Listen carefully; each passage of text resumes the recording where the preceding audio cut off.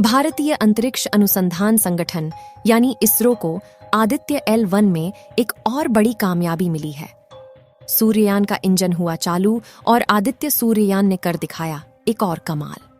आदित्य सूर्ययान लगातार सामने आई मुसीबतों का सामना करते हुए वह पृथ्वी की कक्षा में तेजी से आगे बढ़ रहा है। इसरो के वैज्ञानिक लगातार 24 घंटे सूर्ययान पर नजर गड़ाए हुए हैं ताकि उसकी कक्षा को समय अनुसार बदला जा सके। नहीं तो एक छोटी गलती की वजह से ही सूर्ययान को बहुत बड़ा खतरा हो सकता है। आदित्य सूरज के पास पहुंचने से पहले ही एक और कारनामा कर दिखाया है, जिसके बारे में इस वीडियो में हम आपको बताने वाले हैं। और साथ ही इस समय आदित्य सूर्ययान कहां पर पहुंचा है, इसके बारे में भी हम आपको जानकारियां देने वाले हैं। इसलिए वीडियो के अंत तक अवश्य बने रहे। मैं हूं अंजलि और आप देख रहे हैं जी के दृष्टि यूट्यूब चैनल। इसरो ने मिशन चंद्रयान 3 की सफलता के बाद अपने पहले सोलर मिशन आदित्य L1 को सक्सेसफुल बनाने की कवायद शुरू कर दी, जिसमें एक के बाद एक पड़ाव पूरे हो रहे हैं। जिस तरह इसरो की ओर से चंद्रयान 3 से जुड़ी हर अपडेट शेयर की जा रही थी, उसी तरह आदित्य L1 से जुड़ी जानकारी भी इसरो शेयर कर रहा है। 2 सितंबर को श्रीहरिकोटा के सतीश धवन अंतरिक्ष केंद्र से PSLV-C-57 रॉकेट के जरिए आदित्य सूर्ययान की सफल लॉन्चिंग की गई जानकारी दी गई और बताया गया कि आदित्य सूर्ययान सूर्य की ओर और पृथ्वी से L1 पॉइंट यानी सूरज 5 मिलियन किलोमीटर की दूरी पर रहेगा, जो कि पृथ्वी और सूरज के बीच दूरी का 1% हिस्सा है। आपको यह मालूम होगा कि सूर्य गैस का बहुत विशाल का गोला है। ऐसे में आदित्य L1 सूरज के आसपास मौजूद वातावरण की स्टडी करेगा।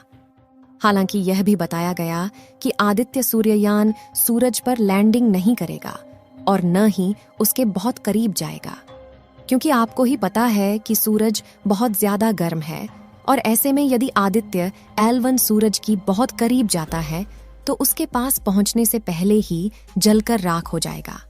इसीलिए वैज्ञानिकों ने इस पृथ्वी से 2.5 मिलियन किलोमीटर दूर L1 पॉइंट का चुनाव किया है, जहां आदित्य सूर्ययान को सफलतापूर्वक स्थापित किया जाएगा और उसके बाद यह सूरज की स्टडी करेगा। लॉन्चिंग के बाद आदित्य L1 ने पावर जनरेट करना शुरू कर दिया था और सोलर पैनल्स को भी ऑन कर दिया गया था, जिसके बाद इस मिशन में और रेस को बढ़ाने के लिए पहली अर्थबाउंड फायरिंग 3 सितंबर के लिए निर्धारित की गई थी। 3 तारीख को यह प्रक्रिया भी सफल हुई। 5 सितंबर को EVM हास टिकटों की प्रक्रिया भी सक्सेसफुल रही। फिर 7 सितंबर को इसरो ने एक पोस्ट शेयर किया जिसमें बताया गया कि आदित्य ने सेल्फी ली है। इसके साथ ही इसने पृथ्वी और चांद की तस्वीर भी क्लिक की थी। इस समय जो तस्वीर आप लोग अपने मोबाइल फोन पर देख रहे हैं, इस तस्वीर को आदित्य L1 के हाई रेजोल्यूशन कैमरा द्वारा क्लिक किया गया है, जिसमें हमारी पृथ्वी को साफ साफ देखा जा सकता है कि वह कैसे नीली रंग से दिखाई दे रही है, जिसमें दाएं तरफ आपको छोटा सा हमारा प्यारा चंद्रमा भी दिखाई दे रहा होगा। यह वही चंद्रमा है जिस पर 23 अगस्त के दिन चंद्रयान 3 ने सफलतापूर्वक लैंडिंग की थी, जो कि अपनी जगह को लगातार बदल रहा है और पृथ्वी का चक्कर लगा रहा है। इसलिए यह लगातार छोटा होता चला जा रहा है। अब इसी मिशन में इसरो ने एक और पड़ाव पूरा कर लिया है।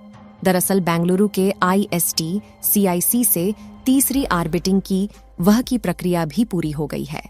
इस दौरान इसरो के बेंगलुरु SDSC, SHR और पोर्ट ब्लेयर में स्थित ग्राउंड स्टेशन ने सैटेलाइट की ट्रैकिंग की। अब इसकी नई ऑर्बिट 296 किलोमीटर इंटू 71,768 किलोमीटर हो गई है।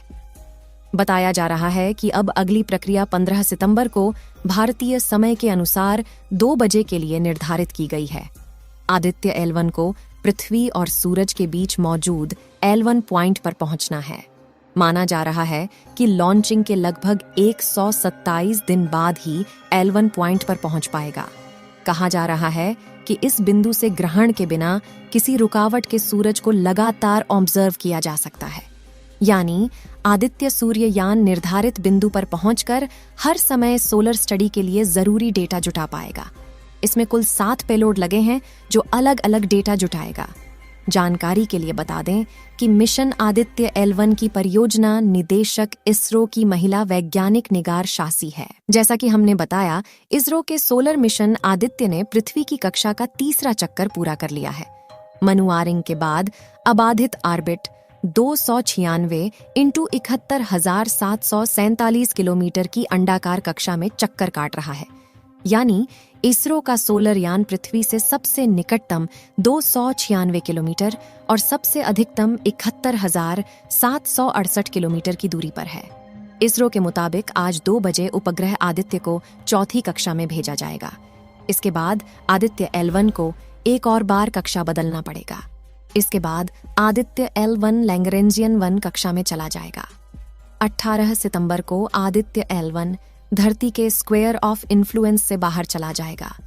इस पॉइंट को धरती का एग्जिट पॉइंट कहा जाता है, क्योंकि यहाँ के बाद धरती के गुरुत्वाकर्षण प्रभाव काफी कम हो जाता है। प्लेयर ऑफ इन्फ्लुएंस से निकलने के बाद अंतरिक्ष इसकी शुरुआत होगी। यहाँ से आदित्य सूर्य यान लैग्रेंज पॉइंट की तरफ अपना रुख करेगा। फिर हेलो ऑर्बिट की ओर आदित्य L1 बढ़ जाएगा।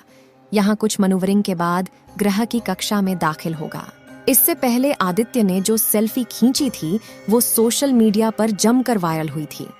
इसमें उसके पेलोड दिख रहे थे।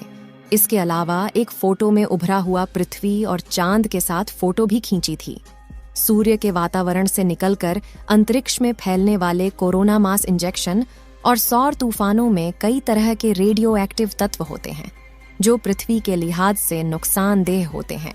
और अगर यह रेडियो एक्टिव तत्व किसी भी तरह से पृथ्वी के वातावरण में चले जाते हैं तो फिर पृथ्वी की ऑर्बिट में घूम रहे हजारों सैटेलाइट के सिग्नल को ब्लॉक कर सकता है और इस प्रक्रिया में काफी ज्यादा नुकसान हो सकता है। सौर तूफान और कोरोना मास इंजेक्शन की वजह से पृथ्वी के बाहर ही वायुमंडल में चक्कर काट रही सैटेलाइट में खराबी आ सकती है। इसके अलावा अगर कोरोना मास इंजेक्शन और सौर तूफान धरती के वातावरण में दाखिल हो जाए तब पृथ्वी पर short web communication, mobile signal, electric power और ग्रिड सिस्टम पूरी तरह से ठप पड़ने की संभावना होती है। इसलिए इसरो सूर्य को पढ़ना चाहता है। इसकी मदद से पृथ्वी को सूर्य के प्रकोप में मदद मिलेगी और सूर्य से आने वाले सौर तूफान, कोरोना मास इंजेक्शन की जानकारी भी समय रहते मिल सकेगी ताकि कोई एहतियाती कदम उठाया जा सके। आप सभी लोगों की दुआओं से ही चंद्रयान 3 में चांद की सतह पर सफलतापूर्वक लैंडिंग की थी। इसीलिए जिस जगह पर चंद्रयान 3 ने लैंडिंग की थी उस जगह का नाम शिव शक्ति पॉइंट रखा गया है। चंद्रयान 3 की तरह ही आदित्य L1 मिशन के भी सफल होने की दुआएं आप सभी लोग कमेंट बॉक्स में करते रहें। इस वीडियो को यहीं पर खत्म करते हैं। इस वीडियो को एक लाइक जरूर करें और अपने मित्रों तक इस वीडियो को शेयर करें ताकि उन्हें भी जानकारी मिल सके। और अपने भरोसेमंद चैनल को सब्सक्राइब जरूर करें और बेल आइकन को ऑल पर सिलेक्ट करना बिल्कुल ना भूलें। मिलते हैं किसी और नॉलेजेबल वीडियो के साथ। वीडियो को अंत तक देखने के लिए धन्यवाद।